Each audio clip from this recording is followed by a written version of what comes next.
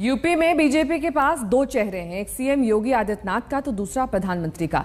लेकिन अब साफ हो गया है कि यूपी के महाभारत में बीजेपी तुरुप का पत्ता के तौर पर पीएम मोदी को ही आजमा रही है। यूपी में एक तरफ तेजी से योजनाओं का ऐलान हो रहा है, लोकार्पण और शिलान्यास हो रहे हैं, तो दूसरी ओर ब्रांड मोदी के जरिए बड़ी लकीर खींचने की कोशिश हो रही है।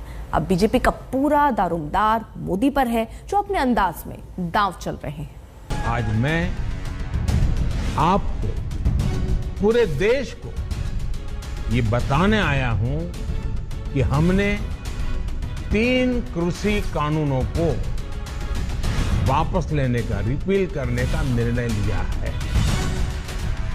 ये पीएम मोदी के यूपी प्लान का वो पड़ाव था जहां से चुनावी यात्रा तेजी से आगे बढ़ी। इधर कृषि कानूनों की वापसी हुई, संसद में बिल पास हुआ, उधर किसान आंदोलन की घर वापसी हुई और फिर यूपी के चुनावी युद्ध में मोदी का रथ आगे बढ़ा। अब आलम यह है कि एक तरफ बीजेपी से सिर्फ और सिर्फ मोदी है और दूसरी तरफ बाकी सभी विरोधी दलों की सामूहिक चुनौती है।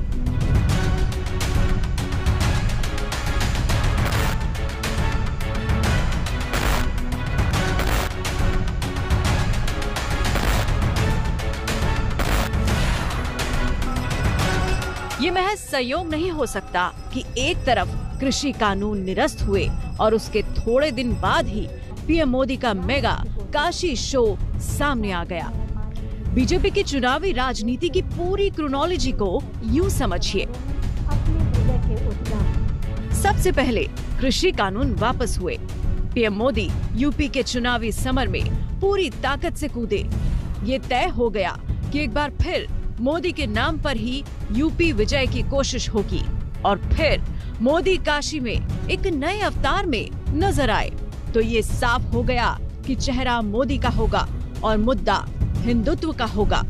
बीजेपी मोदी मंदिर के सहारे ही आगे बढ़ेगी। औरंगजेब के अत्याचार, उसके आतंक का इतिहास साक्षी है। जिसने सभ्यता को तलवार के बल पर बदलने की कोशिश की, जिसने संस्कृति को कट्टरता से कुचलने की कोशिश की, लेकिन इस देश की मिट्टी बाकी दुनिया से कुछ अलग है। यहां अगर औरंगजेब आता है तो शिवाजी भी उठ खड़े होते हैं। तो यूपी में बीजेपी मोदी नाम केवलम की रणनीति पर आगे बढ़ेगी और ब्रांड मोदी को चुनावी बाजार में उतारने और स्थापित करने पर पूरी ताकत झोंक दी गई है। मोदी तो दिल्ली टू यूपी का धुआंधार दौरे कर रहे हैं।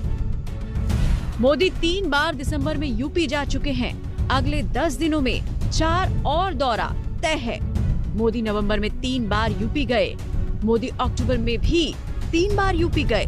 विस्तार से बताने की जरूरत नहीं कि पीएम के बार बार यूपी जाने और हमलों की बौछार से उनके विरोध में कैसी बेचैनी है।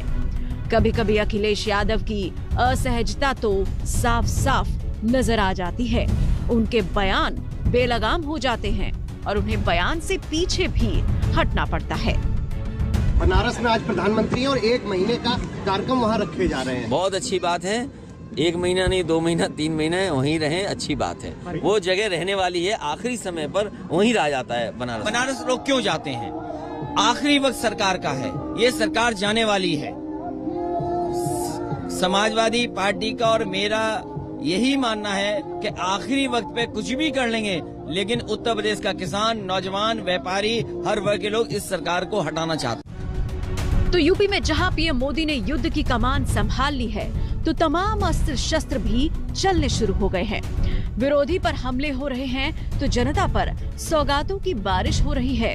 गुरुवार को योगी सरकार ने अनुपूरक बजट पेश किया। उसके कुछ ऐलानों पर गौर कीजिए।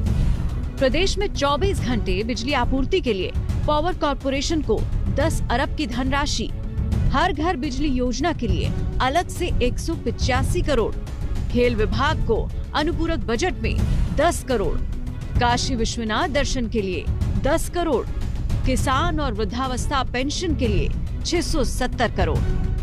हम यही कहने के लिए आए हैं कि जो स्पीड सरकार ने बढ़ाई है वो उत्तर प्रदेश को नंबर 1 राज्य के रूप में देश के अंदर आगे बढ़ाने के लिए वह स्पीड फिर से स्पीड ब्रेकर न आने पाए, इस दृष्टि से हम लोगों ने इस कार्य को आगे बढ़ाया है।